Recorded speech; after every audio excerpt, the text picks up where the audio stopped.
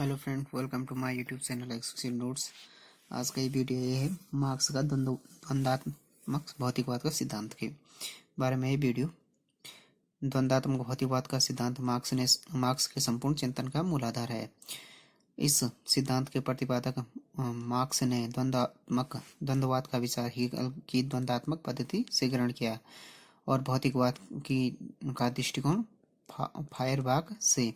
इन दोनों के सम्मिश्रण ने द्वंद्ववाद के सिद्धांत को एकदम नई और मौलिक दिशा प्रदान की। द्वंद्वात्मक भौतिकवाद में दो शब्द हैं। इसमें से प्रथम शब्द द्वंद्वात्मक उस प्रक्रिया को स्पष्ट करता है जिसके अनुसार सृष्टि का विकास हो रहा है।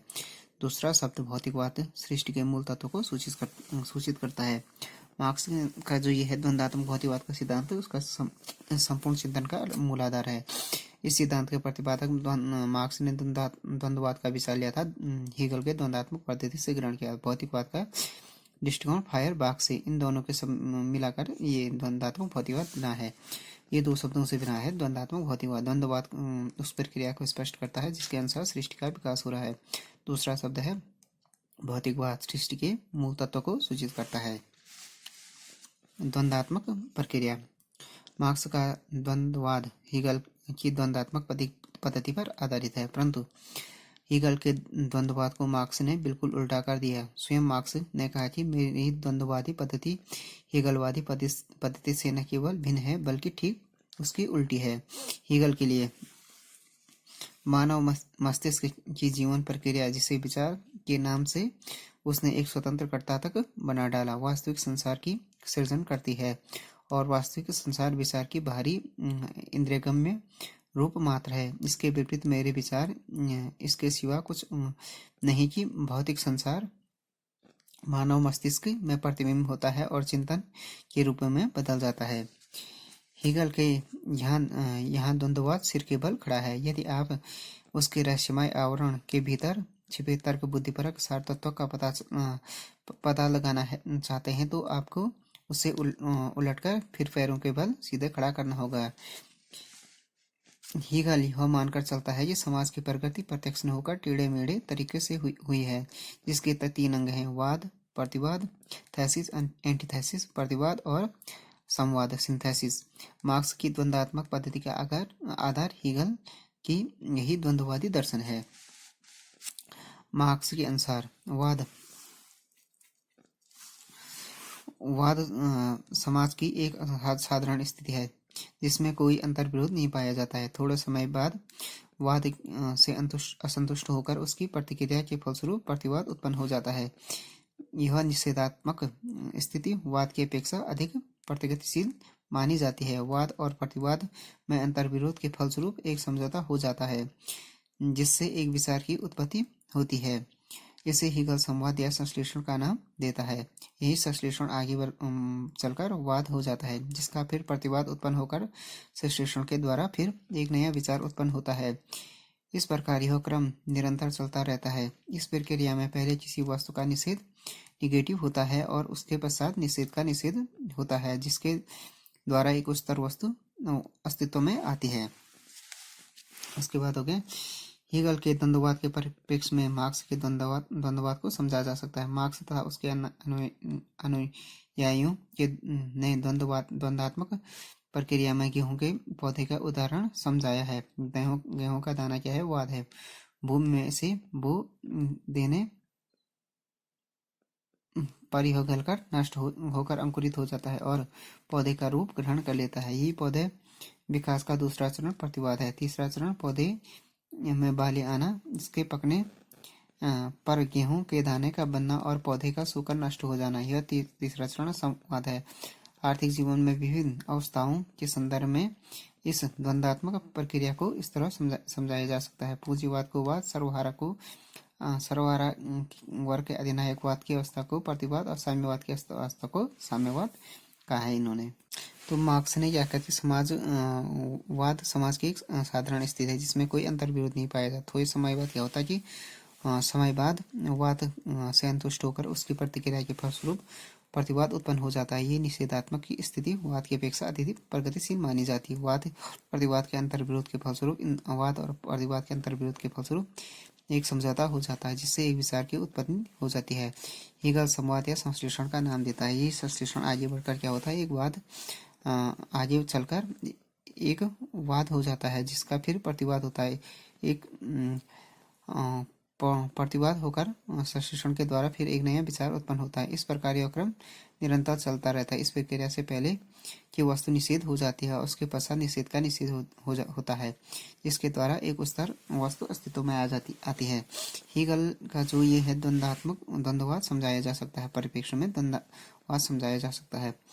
मार्क्स तथा उसके अनुयायियों को द्वंद्वात्मक प्रक्रिया गेहूं के पौधे के उदाहरण से बताया है इन्होंने। गेहूं का दाना एक वाद है, जब भूमि में जाता है गलकर नष्ट अंकुरित होता है तो ये किसका पौधे का रूप ग्रहण कर लेता है। तो ये क्या हो गया, विकास का दूसरा चरण प्रतिवाद हो गया। गेहूं का दाना वाद है, गेहूं का दाना उगाना पौधा बनना उसका प्रतिवाद हो गया। तीसरा चरण हो गया बाली आना और इसके पकने पर गेहूं का दाना बनना, इससे ये क्या हो गया सूखकर नष्ट हो जाना। ये क्या है, तीसरा चरण संवाद है। गेहूं का दाना बनना फिर से संवाद है। आर्थिक जीवन में विभिन्न अवस्थाओं के संदर्भ में द्वंद्वात्मक प्रक्रिया को इस तरह समझाया गया है। पूंजीवाद क्या हो गया, वाद, सर्वहारा अधिनायकवाद की अवस्था प्रतिवाद और साम्यवाद की अवस्था क्या है, संवाद है।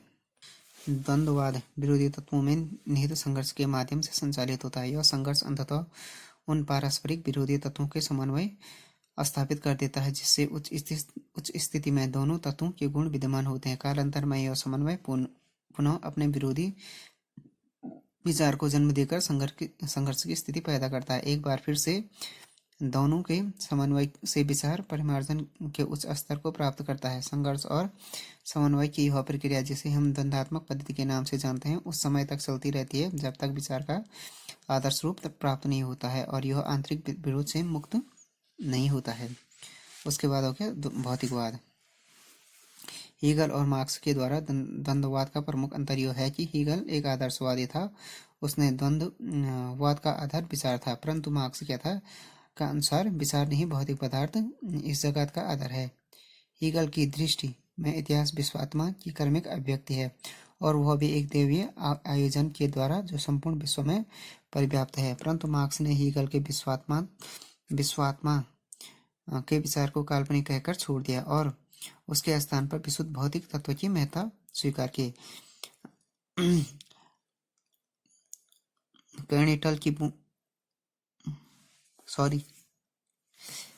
कैपिटल की भूमिका में मार्क्स ने लिखा कि मेरी द्वंद्वात्मक पद्धति हीगलवादी पद्धति से न केवल भिन्न है बल्कि उसकी उल्टी है। हीगल के लिए मानव मस्तिष्क की चिंतन प्रक्रिया, जिसे विचार के नाम से उसने एक स्वतंत्र कर्ता बना डाला, वास्तविक संसार का सृजन करता है और वास्तविक संसार विचार का बाहरी इंद्रियगम्य रूप है। इसके विपरीत मेरे लिए विचार इसके सिवाय और कुछ नहीं कि भौतिक संसार मानव मस्तिष्क में प्रतिबिंब होता है और चिंतन के रूप में बदल जाता है। इस प्रकार हीगल के लिए मूल वस्तु विचार है और मार्क्स के लिए मूल वस्तु पदार्थ है। हीगल ने कहा विचार द्वंद्वात्मक प्रक्रिया से विकसित होते हैं और उनके विकास के साथ साथ यह संसार बदलता है। मार्क्स ने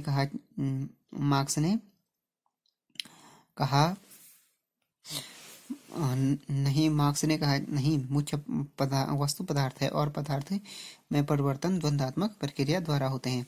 तो हीगल और जो मार्क्स के द्वंद्ववाद में प्रमुख अंतर यह है कि हीगल क्या था, एक आदर्शवादी था। वो द्वंद्ववाद का आधार विचार था, उसका द्वंद्ववाद का आधार, परंतु मार्क्स ने के अनुसार विचार नहीं बल्कि भौतिक पदार्थ इस जगत की क्या है, आधार है। हीगल की दृष्टि में इस इतिहास विश्वात्मा की कर्मिक अभिव्यक्ति है, वह भी एक दैवीय आयोजन के द्वारा संपूर्ण विश्व में परिव्याप्त है। मार्क्स ने हीगल के आत्मा के विचार को काल्पनिक कहकर छोड़ दिया, उसके स्थान पर विशुद्ध भौतिक तत्व की महत्व दी, उसने भौतिक तत्व की महत्व दी। कैपिटल की भूमिका में मार्क्स ने लिखा कि मेरी द्वंद्वात्मक पद्धति हीगलवादी से न केवल भिन्न है बल्कि ये क्या है, उल्टी है। हीगल के लिए मानव मस्तिष्क की चिंतन की प्रक्रिया, जिसे विचार के नाम से उसने एक स्वतंत्रकर्ता बना डाला है, वास्तविक संसार का सृजन करता है और वास्तविक संसार विचार को बाहरी इंद्रियगम्य रूप मात्र है। इसके विपरीत मेरे लिए विचार इसके सिवाय कुछ नहीं कि भौतिक संसार मानव मस्तिष्क में प्रतिबिंब होता है और चिंतन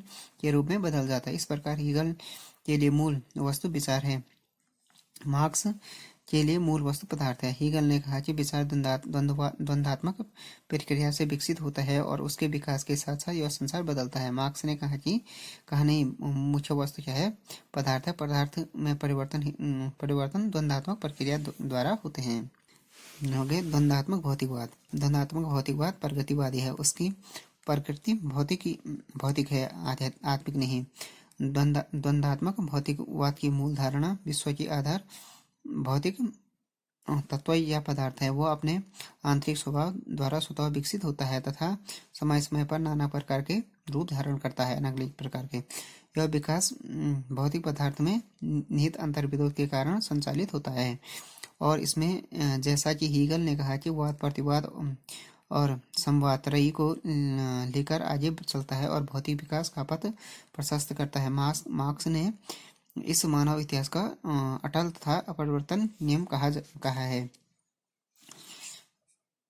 मार्क्स के अनुसार विश्व एक भौतिक जगत है। इसमें घटनाएं वस्तुएं एक दूसरे से संबंध है। क्योंकि भौतिक जगत में परिवर्तन निरंतर होते रहते हैं, अतः सामाजिक जीवन में परिवर्तन होते रहते हैं। इन परिवर्तनों के कारण कोई दिव्य सत्ता या ईश्वरीय नियम नहीं है, प्रत्युत भौतिक परिस्थितियों का होता है। इन भौतिक परिस्थितियों से मार्क्स का अभिप्राय आर्थिक संबंधों से है। मार्क्स के अनुसार पदार्थ अर्थात भौतिक जगत द्वंद्वात्मक पद्धति के माध्यम से अपनी पूर्णता की यात्रा पर अग्रसर है और विभिन्न रूप उसकी इस यात्रा के विभिन्न पड़ाव हैं। द्वंद्वात्मक भौतिकवाद की विशेषताएं में कुछ। द्वंद्ववाद के अनुसार विश्व एक भौतिक जगत है जिसमें वस्तुएं घटनाएं एक दूसरे से पूर्णता संबंध है। प्रकृति ने सभी पदार्थों में परस्पर निर्भरता तथा आंशिक एकता पाई है। प्रकृति एक संपूर्ण टोटलिटी, इसके हर पहलू दूसरे पर निर्भर हैं तथा एक दूसरे से प्रभावित हैं। प्रकृति में पाए जाने वाले पदार्थ गतिशील है। लगातार गतिशीलता से उसमें परिवर्तन होता रहता है, जिसके फलस्वरूप कुछ चीजें पैदा और विकसित होती रहती हैं। अथवा यह भौतिकवादी विश्व निरंतर परिवर्तनशील और विकासशील है। आर्थिक शक्तियाँ सामाजिक विकास के प्रेरक हैं। उसने कहा कि आर्थिक शक्तियाँ जो हैं कि सामाजिक विकास के प्रेरक शक्तियाँ हैं। चूँकि भौतिक जगत निरंतर परिवर्तनशील है अथवा सामाजिक जीवन में भी उसी के अनुरूप परिवर्तनशील है। यह प्रक्रिया द्वंद्ववाद के माध्यम से चलती रहती है। प्रकृति में परिवर्तन एवं विकास साधारण रीति से केवल परिणात्मक ही नहीं होते बल्कि गुणात्मक भी होते हैं। गुणात्मक परिवर्तन झटके के साथ क्रांतिकारी रीति से होते हैं। जब पुरानी चीजें नष्ट होकर नई चीज में बदल जाती हैं तो पुरानी चीज में परिमाणात्मक परिवर्तन एक विशेष वस्तु बिंदु पर आकर गुणात्मक परिवर्तन हो जाता है। प्रकृति की हर चीज में अंतर्विरोध होता है तथा नकारात्मक एवं सकारात्मक पहलू होते हैं जिनका आपसी संघर्ष विकास की प्रक्रिया है। विकास का आधार संघर्ष है, सामंजस्य नहीं। केवल संघर्ष के माध्यम से विरोधी पक्ष आपसी टकराव से ही विकास होता है। मार्क्स की जो द्वंद्वात्मक भौतिकवाद की आलोचना है, फर्स्ट तो ये हो गया, मार्क्स ने पदार्थ अथवा इंद्रियों से प्राप्त होने वाले ज्ञान को प्रामाणिक माना है और आत्मतत्व की घोर उपेक्षा की है। किंतु इंद्रियों से न दिखाई देने पर भी हमें अपनी आत्मा की अनुभूति इतनी प्रबलता से होती है कि इसे अस्वीकार नहीं किया जा सकता है। तो मार्क्स ने क्या था कि जो उसकी आलोचना होती है आत्मतत्व की घोर उपेक्षा की थी। उसके बाद अत्यधिक भौतिकवादी दर्शन भी है। मार्क्स का दर्शन अत्यधिक भौतिकवादी है। उसका विचार है कि मानव चेतना भौतिक तत्वों के अधीन होती है। मानव जीवन में भौतिक संतुष्टि ही मानसिक संतुष्टि का आधारशिला है। मानव जीवन का सर्वोत्तम लक्ष्य है। आलोचकों के अनुसार केवल भौतिकवादी दर्शन के आधार पर एक आदर्शवादी दर्शन की सृष्टि नहीं की जा सकती है। वस्तुतः मनुष्य में जो कुछ चेतना है उसी का महत्व उसके क्रियाकलापों में अधिक है। उसके बाद हो गया मार्क्स का यह विचार तर्क संगत नहीं है कि सृष्टि में संपूर्ण विकास द्वंद्वात्मक पद्धति से होता है। गेहूं के बीज का अनुकूल परिस्थितियों में स्वयं स्वाभाविक विकास होता है। इसमें किसी व्यक्ति को तब तक वाद प्रतिवाद और संवाद नहीं नजर आता जब तक कि उसने हीगल और मार्क्स के दर्शन को पढ़कर उसमें समझ लिया हो। द्वंद्वात्मक पद्धति की विकास की प्रक्रिया केवल हीगल और मार्क्स के मस्तिष्क की कल्पना हीगल और मार्क्स की मस्तिष्क की कल्पना की है। तो एक तो यह है कि ये एक ही कल्पना है केवल मार्क्स और हीगल के मस्तिष्क की, इसका भी एक आलोचनीय हो गया। चौथा हो गया, मार्क्स ने द्वंद्वात्मक पद्धति को पुष्ट करने के लिए केवल दृष्टांत दिए हैं, कोई ऐतिहासिक प्रमाण नहीं दिए उन्होंने। ये कैसा मान लिया जाए कि भौतिक जगत में जो नियम काम कर रहे हैं वही नियम उसी रूप में मानव समाज में लागू हो सकते हैं। द्वंद्वात्मक भौतिकवाद का महत्व। द्वंद्वात्मक भौतिकवाद के आधार पर मार्क्स उस नई समाज की स्थापना का तर्कपूर्ण औचित्य सिद्ध करना चाहता है जिसमें भविष्य में निर्माण की वही कल्पना करता था। गतिशीलता के आधार पर पूंजीवाद के नष्ट होने पर समाजवादी मार्ग की वह पुष्टि करता है। गुणात्मक परिवर्तन के आधार पर वह बतलाता है कि शोषण जब तक विशेष मंजिल तक पहुंचेगा श्रमिक वर्ग की संख्या और शक्ति बढ़ेगी, और तो श्रमिक वर्ग क्रांति करेगा, न कि धीरे धीरे पूंजीवाद का अंत करेगा। इस प्रकार वह सुधारवाद के स्थान पर क्रांति की अनिवार्यता सिद्ध करता है। उसका इस सिद्धांत के आधार पर यह भी कहना है कि प्रत्येक पदार्थ में जिस तरह अंतर निहित विरोध होता है, ऐसे भी समाज में भी होते हैं, ऐसे विरोध समाज में भी होते हैं। इन विरोधी शक्तियों के मध्यम वर्ग में संघर्ष चलता रहता है। इस तरह पूंजीवाद अपने आप अपने विनाश के बीज विद्यमान है, ये भी कहा था मार्क्स ने। तो फ्रेंड्स, ये वीडियो हो गया मार्क्स का जो द्वंद्वात्मक सिद्धांत, मार्क्स का द्वंद्ववाद और भौतिकवाद, मार्क्स के द्वंद्वात्मक भौतिकवाद की विशेषताएं और उसकी आलोचना और उसका महत्व के बारे में हो गया video. Thanks for watching this video. If you like this video, please subscribe my channel and like, share and comment on this video.